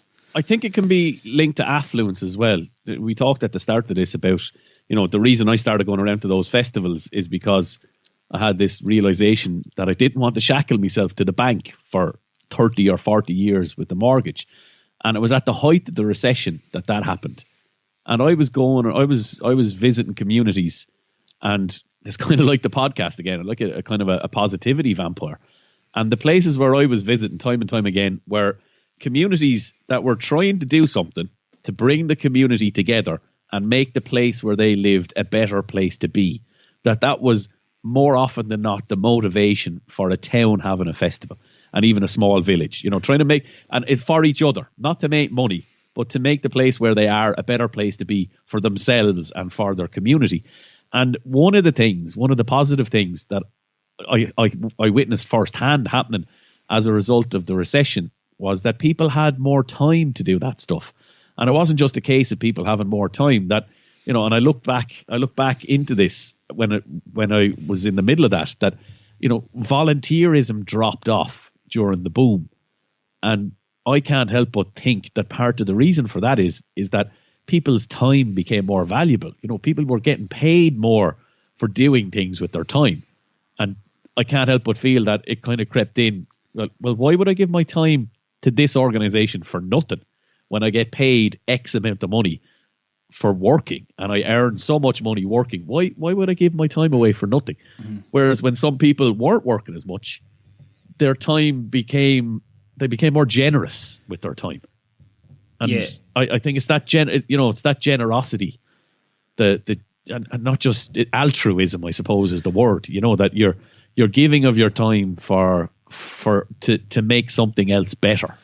And sometimes that happens more when times are bad than when times are good, which seems odd, really. But this is the perfect example is right now. Like, there's so many people working together, collaborating, doing the online gigs together, and it's class to see. It's so good to see. Like, even with the podcast, I'm like, everyone obviously are sitting at home, so everyone wants to do a podcast now. Like, you know, like there's people have more time on their hands and are more like the way that we're having a chat now. Like we're like 2 odd hours having a chat here, like, which is unbelievable thing, the way that people are kind of making connections and whatever during this time.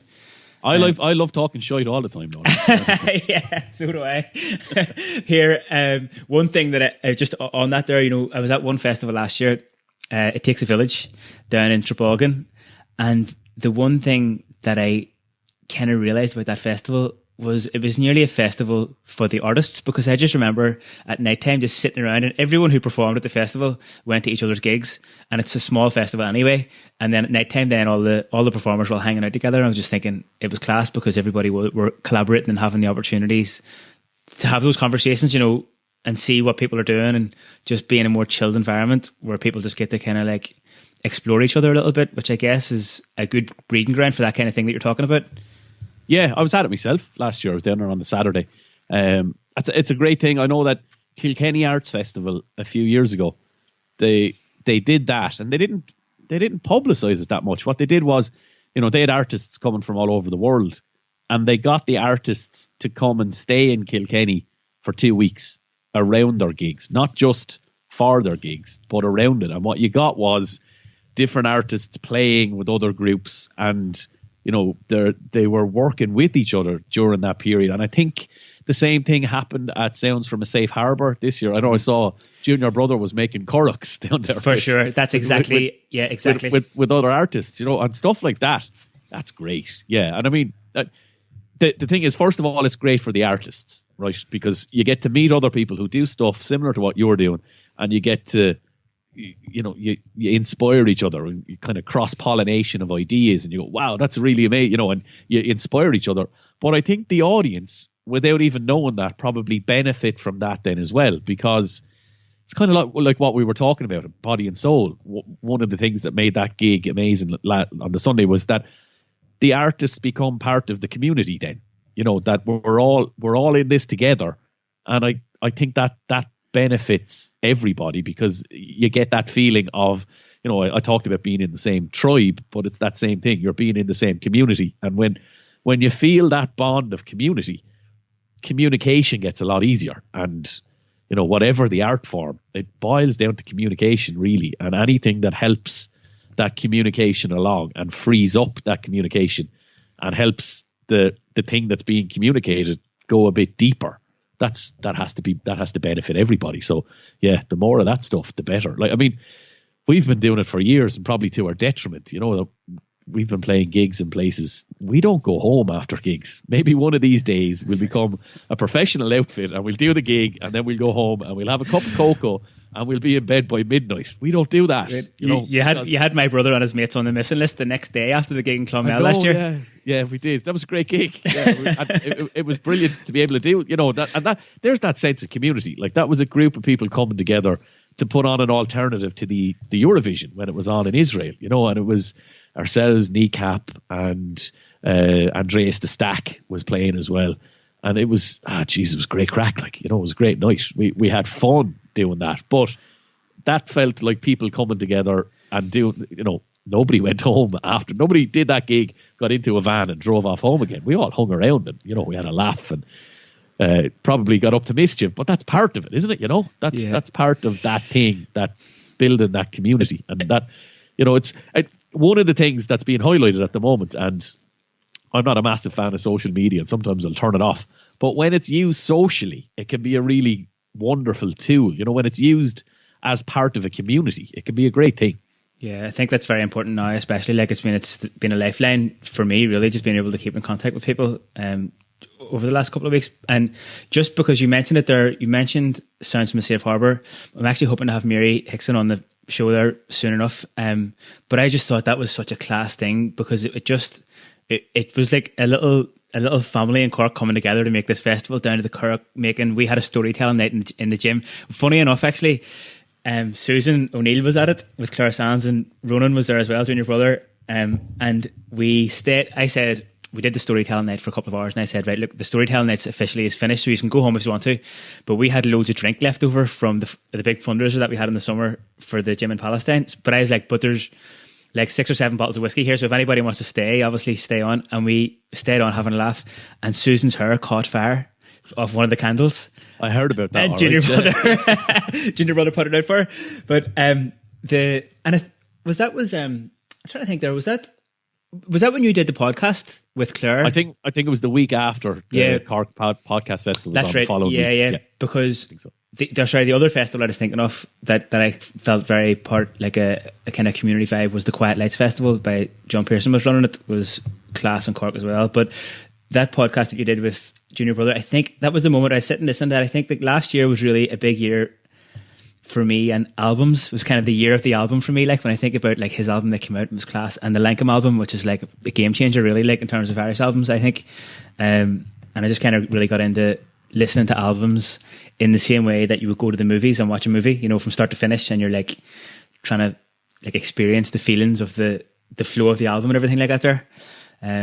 So like we've definitely pumped out a few class pieces of work from the country in the last year, haven't we? Like, yeah, but I think that's always the case. You know, I think there's constantly people making incredible things everywhere in the country, and we don't get to experience or hear or see or get the chance to be part of most of them, I'd say.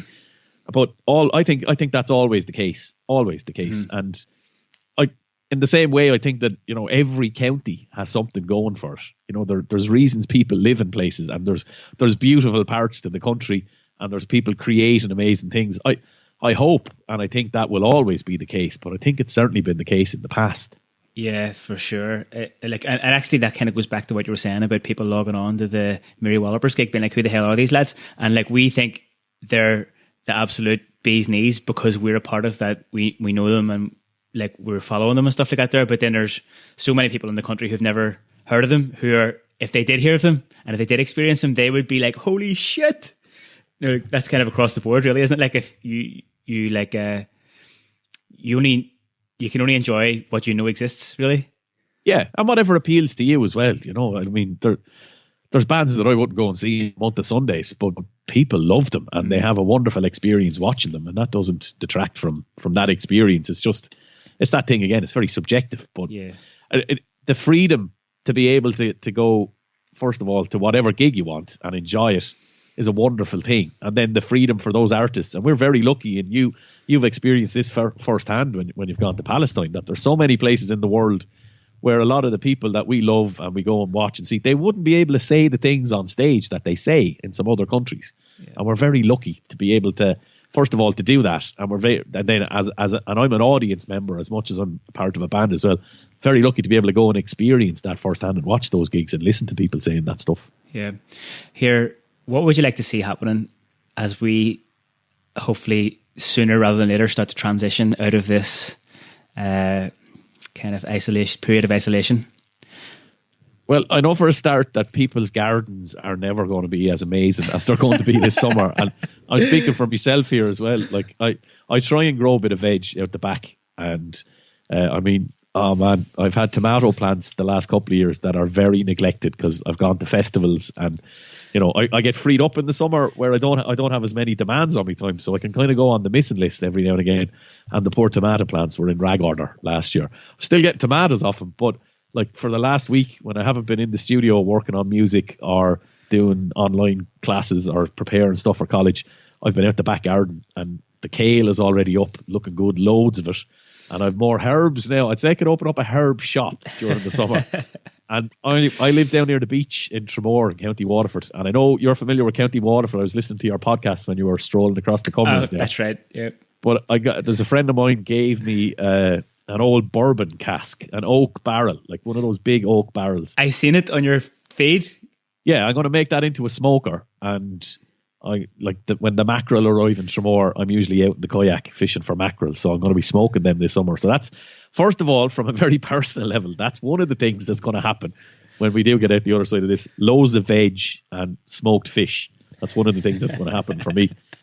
But as a community, I think maybe, do you know what I'd like to see happening? And that's the question you asked me. Maybe we can kind of realize that we don't have to work as much as we think we have to work.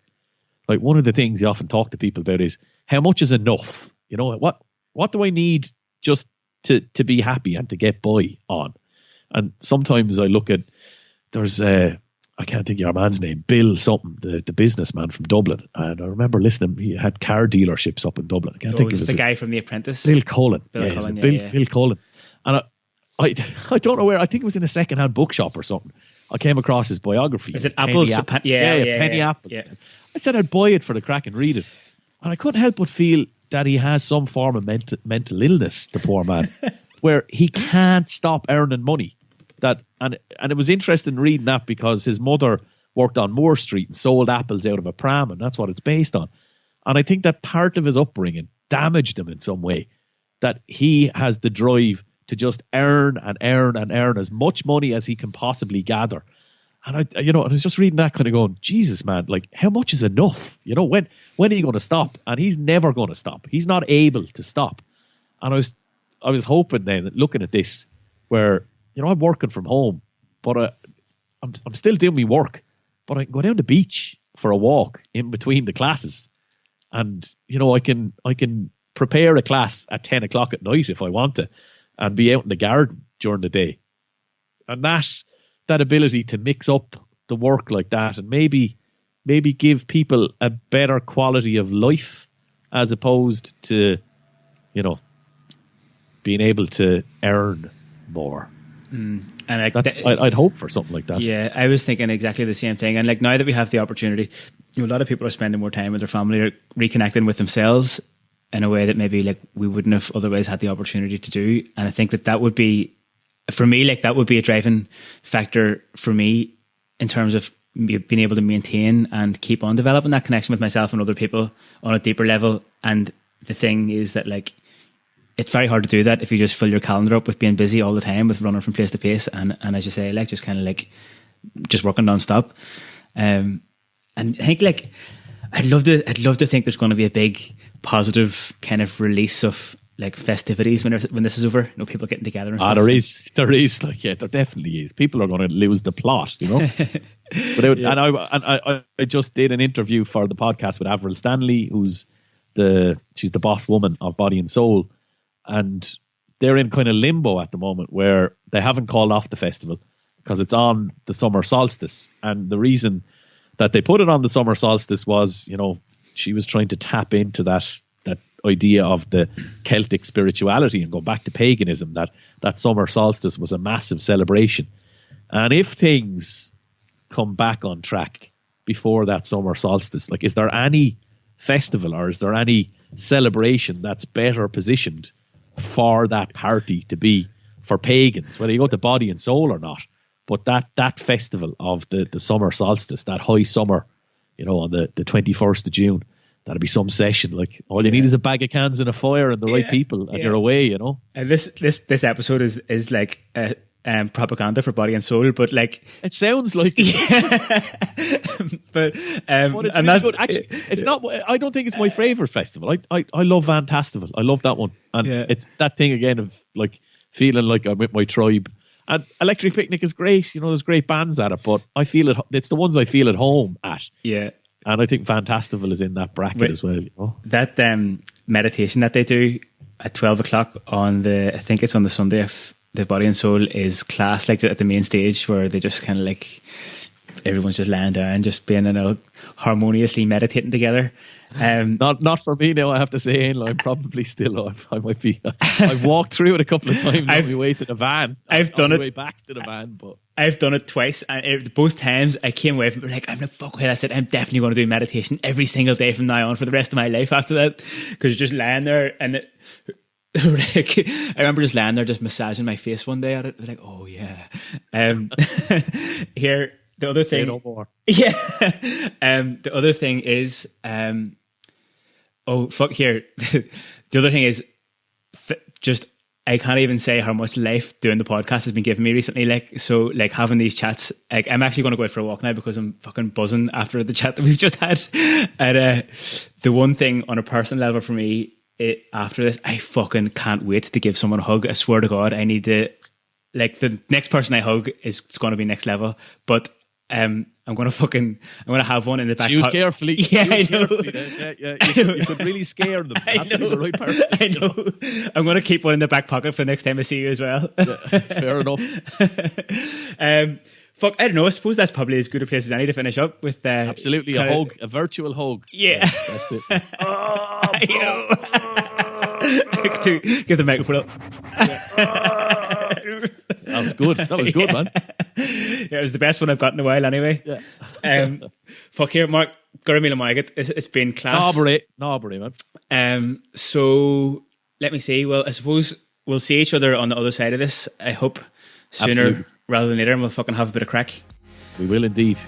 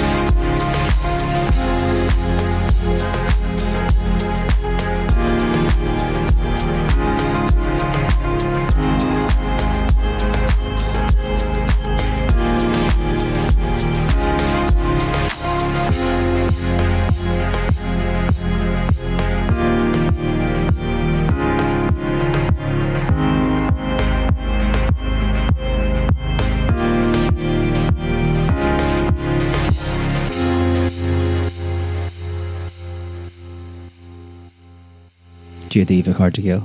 This is chapter 2 of Charles McGlinchey's book, The Last of the Name.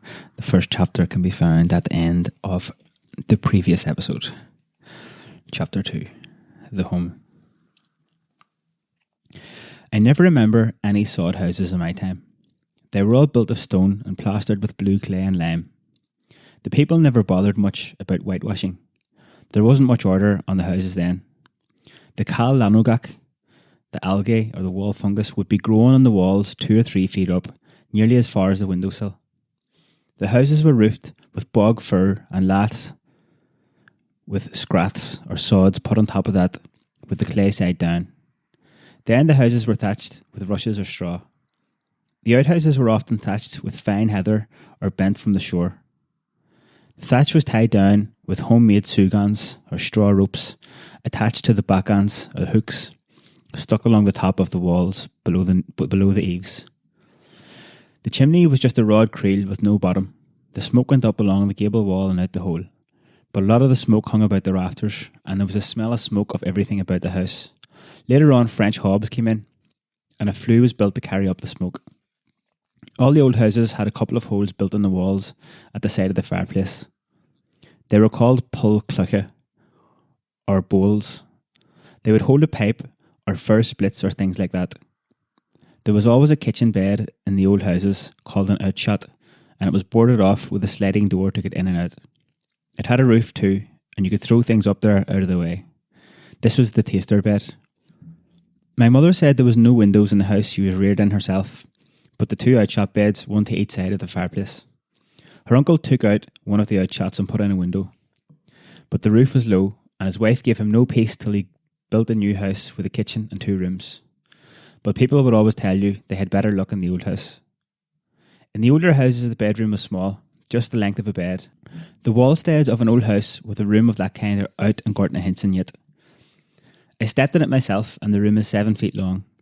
The floors were either clay or flagged with flagstones from some quarry.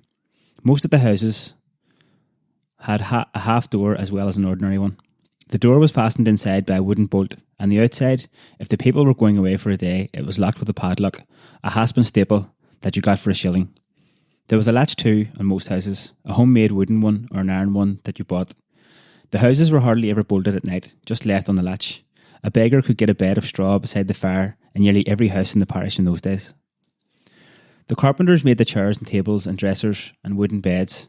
People made 3-legged stools too, out of bog fir, and a house with children would have a supply of creepies or low stools that anybody could make. A lot of the old people never used chairs or stools, but would sit on a bag at the fireside with their back to the hob or backstone.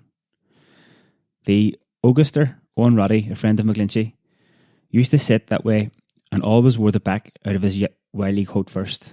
The wiley coat was the thing the people wore instead of a coat. It was like a waistcoat with sleeves and was made with long points in front that they could tie together. Some wiley coats had horn buttons. The wiley coat was made of white or grey or black wool and had no lining or collar. The trousers were white and grey and had a string tied below the knee. The knee garters kept the bottom of the trousers out of the wet and left the trousers full about the knees if a man was working. In my father's time, the height of fashion for men was a pair of black corduroy breeches buttoned at the knee with gilt buttons. The coat was a skirted coat. It was short in the front like a waistcoat and had two long tails behind down the back of the knees. The stockings were long and came up to the knee, and the shoes were low but covered the ankle. All the young fellows at that time wore a castor hat. That was the whole style. Jackie McElhenney and his brother Neil went to Carn one August fair and got the sovereigns from their father to buy castors. The hats were that apiece. That's how they would dress up for the chapel or a wedding or anything like that. About home, they made less do them. My father hardly wore shoes or boots about the house in the summertime. And it wasn't him alone, but everybody else of his time. I knew a man in my time to get married and the second pair of shoes ever went on his feet. I wore no shoes myself when I was young. The men and women used to carry the shoes on their shoulders when going to chapel until they got as far as Skeog, and then they would put them on. They would take them off again on their way home. People wore martines in my time. They were long stockings without any feet and reached from the knee to the ankle and to the top of the foot and had a loop for linking over the big toe. The rest of the foot was bare. I wore martines myself. All the women wore shawls long ago. They were not made at home but would be bought at fairs or in Derry. Bonnets and cloaks was another style with the women. Up until my young days, everything the young people ate was produced at home. After the corn was threshed, every house got a melder or a measure of meal that lasted them for a year. In the morning, for their breakfast, people took oaten brahan or porridge and milk or maybe oaten bread and milk. The oaten scones were hardened on an iron in front of the fire, and there's nothing as tasty with a layer of butter on it as oaten bread. At dinner time, they took potatoes with salt and buttermilk, or maybe they would have herring or a bit of fish or rabbit for kitchen, which was anything outside the staple diet. They used to call pepper and salt dab at the stool for fun. Fish was the thing people went in greatly for. There was a Dr. Kearney from Crossconnell, a son of Liam Bawn, and he said if people used their own butter and any money put out on kitchen to spend it on fish, that they wouldn't need a doctor the longest day they lived. Dr. Kearney used to bleed people from a vein in the arm. Bleeding's a thing that's done away with now entirely. In the evening, the people took oaten bread and milk again, and then a pot of brahan was made for the supper. For the supper too, they used sawans, made from the dust of the oaten meal. When it was boiled, it froze like carrageen moss and was very nourishing. People went to the Strand too, at the time of the Road to Moor or the spring tide, and gathered a knusak, a load of shore food, of all kinds that made good kitchen, dulse, slug and carrageen. As well as oaten bread, they made flour bread too, on the griddle. They made boxty bread, which was potato bread, by grating down raw potatoes and mixing them with flour. Boxty is a thing I didn't see made for supper. People too had eggs and butter, and hens and ducks and geese, and kept pigs, so they were never short, but nearly all the eggs and butter were kept for sale. It was all wooden vessels they had at that time, for there were no tins or pans or buckets.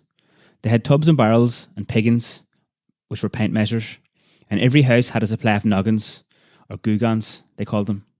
A noggin held a quart. A long stave was left standing up on the noggin and on the piggin for a handle. The dishes were wooden and made all in a piece and of different sizes by the wheelwright. The noggins and piggins were made by the cooper. Coopering was a great trade in times ago. There were 6 or 7 in the parish alone. Now one cooper in Carn does all the work for the whole of Inishowen.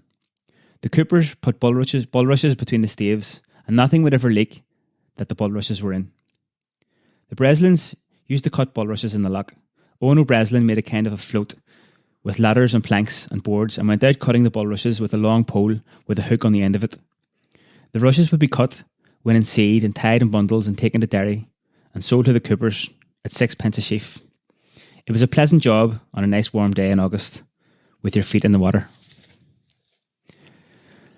The sacks that they used before this were made of lint, and that was grown and spun and woven at home. They were very strong and gave great wear. Some of them held 24 stone and some 40 stone. People had creels and baskets too, the same as now. A thing that was in every house long ago was a murlog, which was a round, narrow-mouthed basket. It was a round affair made of rods with a hole in the side of it.